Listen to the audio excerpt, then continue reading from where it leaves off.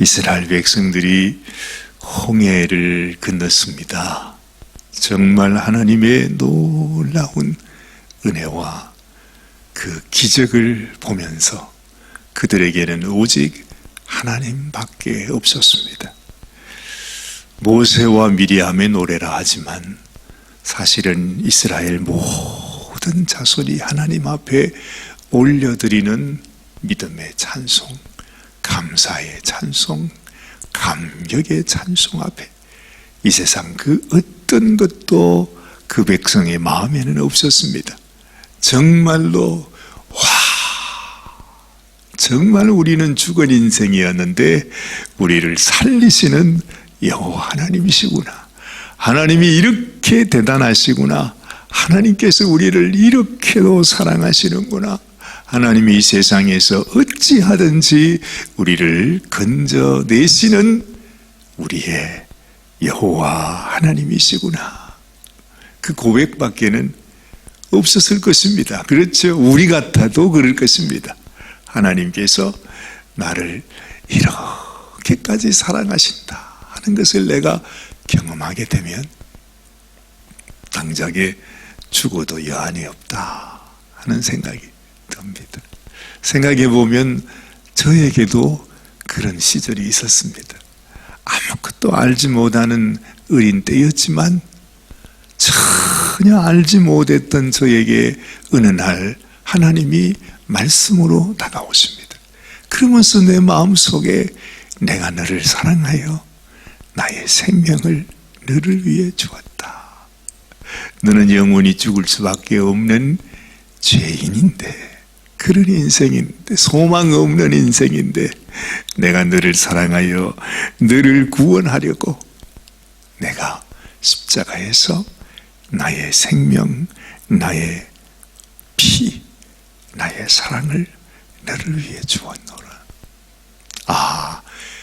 그 하나님의 말씀이 내 마음속에 다가오는 그 순간 아무것도 보이지 않았어요.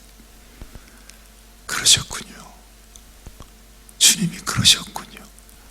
하나님이 나를 이렇게 사랑하시는군요. 이런 것이 있었군요.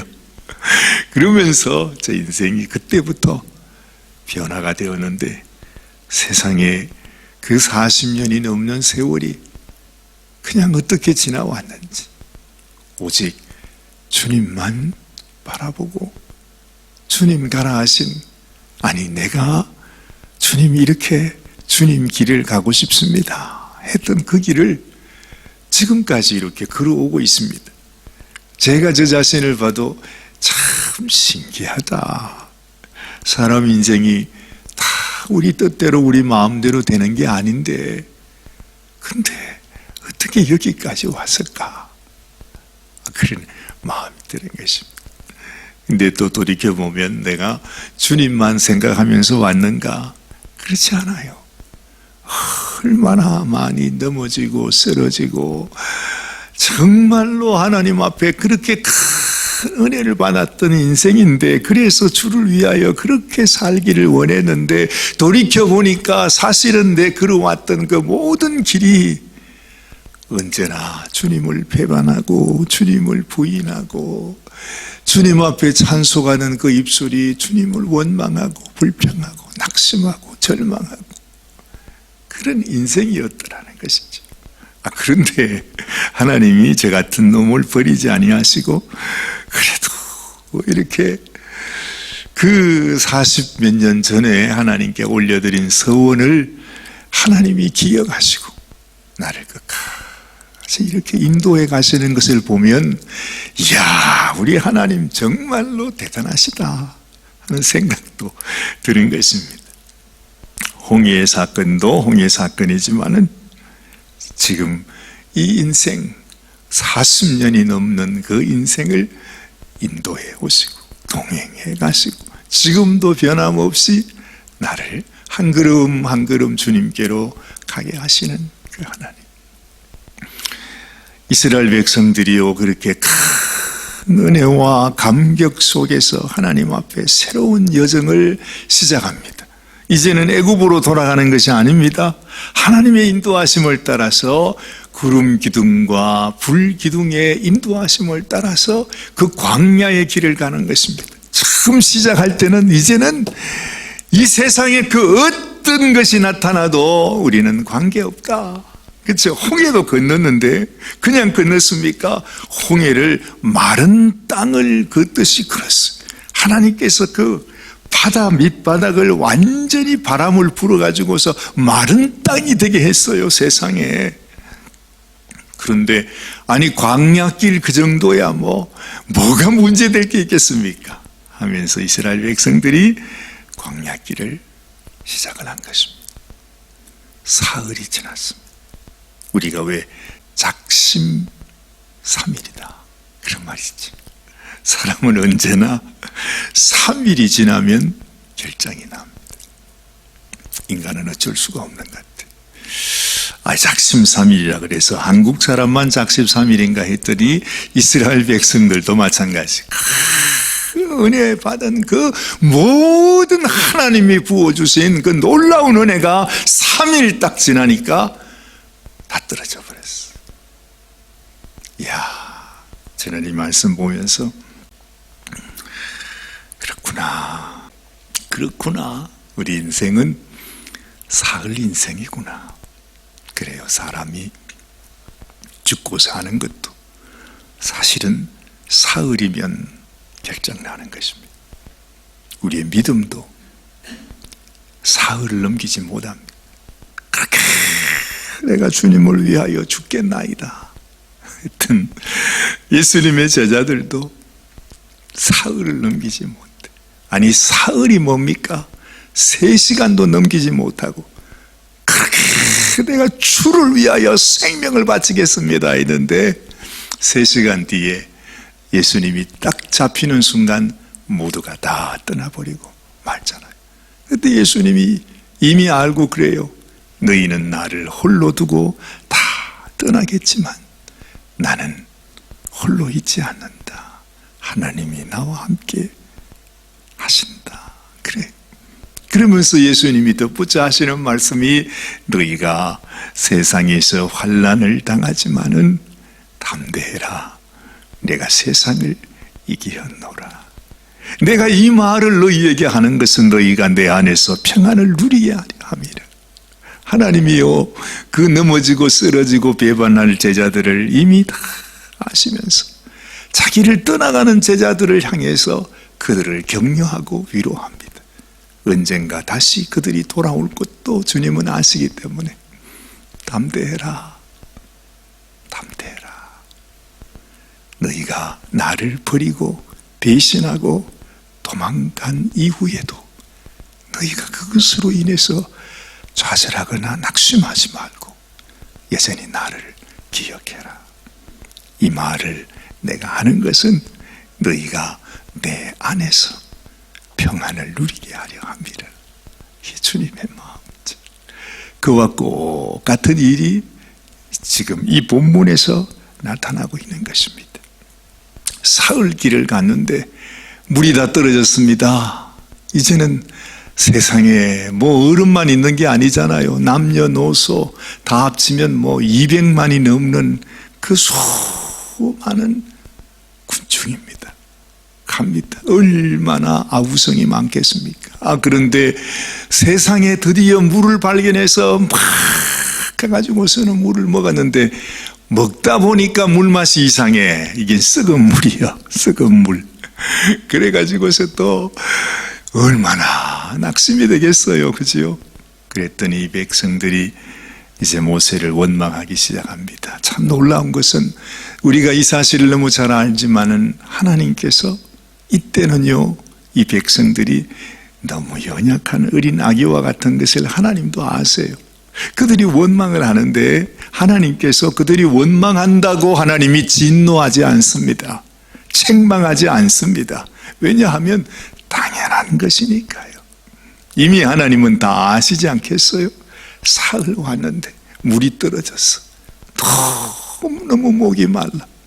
세상의 광야길에 가도 물이 나올 것 같지 않더라는 것입니다. 그러니 얼마나 속이 상하겠어요. 겨우 가다가 어디 가서 물을 하나 발견했는데, 그래가지고는 막 달리기 잘하는 사람이 막 쫓아가가지고 물을 벌컥벌컥 마셨더니 세상에 썩은 물이어서 토하고 막 난리가 났습니다. 얼마나 물이 썩었던지, 물이 썩을 정도로 물이 고여 있으면 얼마나 그게 사실은 더러운 물이겠어요. 그래서 모세가 하나님 앞에 부르짖어 기도하지 않습니까? 그때 하나님께서 한 나무를 가리키시면서, 정말 광야에 무슨 나무가 또 있었겠는가 싶어요. 이게 하나님의 은혜입니다.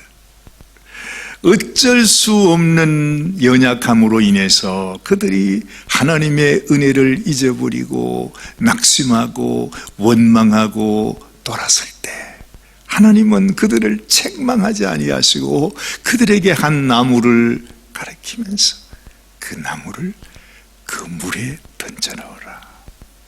저는 이걸 보면서요, 이게 이 구약의 말씀이 바로 우리들에게 이 예수 그리스도를 통해서 부어주시는 복음의 옛날 모습이구나 하는 걸 느끼게 돼.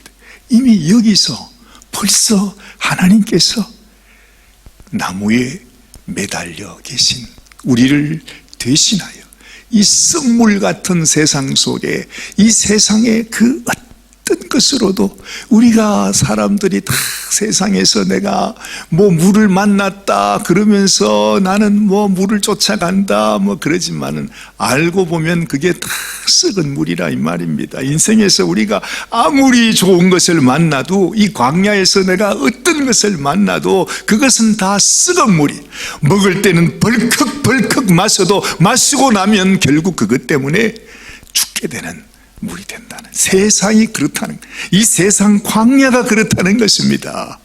하나님이 그것을 이 백성들에게 가르쳐 주십니다. 너희의 소망은 이 광야에 있지 않다. 이 광야가 주는 물에 있지 않다. 너희를 인도하는 너희의 하나님은 나 여호와 하나님이라. 그 말씀을 하시는 것입니다.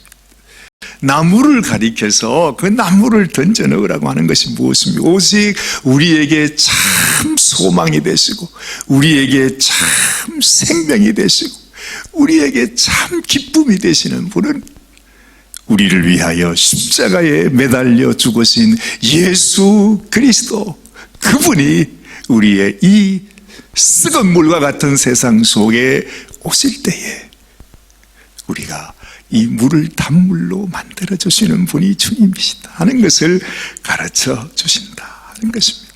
하나님께서 말씀하십니다. 너희에게 나의 계명을 주노라. 그렇죠? 이것이 주님께서 우리에게 주시는 계명입니다. 우리 주님이 너희가 이 세상을 살아갈 때, 이 세상 가운데 세상의 법도를 따라 사는 것이 아니라 내가 너희에게 준 이 규례, 내가 주는 계명을 너희가 지키라 말하지 않습니까? 그게 무엇입니까? 그게 율법입니까? 율법도 물론 그게 속하겠지만 율법이 아니라 예수님이 우리에게 주시는 우리 주님의 새 계명인 것을 또한 알게 되는 것입니다. 이렇게 물로 인해서 어려움을 당했는데 하나님이 결국 그들을 어디로 인도하십니까? 이런 어려움을 겪고 난 다음에 주님이 인도하시는 곳이 바로 27절에 보니까 그들이 엘림에 이르니 거기에 물샘 12과 종려나무 이런 그루가 있는지라 거기서 그들이 그 물 곁에 장막을 치니라. 아무리 사흘의 힘든 여정일지라도 하나님은 그 백성을 참 물 곁으로 인도하시는 주님, 하나님의 생명의 물로 인도하시는 주님을 알게 되는 것입니다. 우리가 이 세상에서 이 광야 같은 세상 가운데서도 주님이 주신 계명을 생각하고 그 계명을 따라 살아가게 될 때 하나님께서 치료의 하나님 여호와 라파의 하나님이 되시겠다 그렇게 말씀합니다. 그걸 보면 내가 이 세상에서 겪는 이 모든 질병이 결국에는 사실 알고 보면 내가 하나님의 말씀을, 하나님이 주시는 규례를 따라 하나님의 말씀을 순종하지 아니함으로 말미암아 결국 이 질병이 내 속에 들어오는구나. 결국 그렇습니다. 하나님 분명히 말씀하시잖아요. 너희가 나의 계명 가운데 나의 말씀을 순종하고 가게 될 때 네 속에 들어오는 이 모든 저주와 질병이 하나도 너희에게 들어가지 않도록 내가 치료하여 줄 것이다 말씀하십니다. 이 원시복음, 옛날에 희미하게 보이는 복음이지만 이것이 우리 심령 속에 깊이 다가와서 하나님 그렇습니다. 나의 소망은 나를 위하여 십자가에 나를 대신하여 저주를 받으신 우리 주님이십니다. 내 인생 정말 이 소망 없는 인생을 인도하시는 나의 유일한 주님, 나의 주인은 오직 우리 주 하나님이십니다. 하나님, 이 고백이 우리에게 가장 소중한 고백이다. 이것이 우리의 생명이 된다는 사실을 오늘 이 아침에도 기억하고 기도하는 이 아침이 되시기를 바랍니다. 하나님 아버지 감사합니다. 오늘도 하나님이 주시는 말씀을 통해서 하나님의 얼마나 귀한, 하나님의 우리를 사랑하는 마음, 우리를 위하시는 마음, 이 광야 같은 땅에 우리가 연단을 받고 훈련을 받고 참 말할 수 없는 어려움을 겪을 때도 있지만, 그러나 그 모든 것을 통해서 하나님은 합력하여 선을 이루시고 우리로 하여금 생명길로 인도하시는 주님이심을 깨닫습니다. 주님의 마음을 알고 우리도 주의 말씀을 따라 순종함으로 살아계신 하나님을 경험하고 하나님께 영광 올려드리는 저희들이 되게 하여 주시옵소서.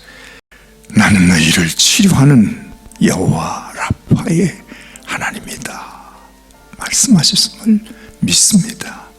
주님, 이스라엘 백성들을 어떤 환경 속에서도 주님이 친히 동행하시고 간섭하시고 인도하시고 보살피시고 우리 하나님의 생명길로 이끌어 주시는 하나님이심을 믿습니다. 주님, 참으로 우리에게도 생명수가 넘치는 생명나무가 있는 그곳까지 가는 동안 오직 믿음으로 하나님 앞에 나아가는 저희들이 되게 하여 주시옵소서. 우리 주님 예수님의 귀하신 이름으로 감사하며 기도드리옵나이다. 아멘, 아멘, 아멘.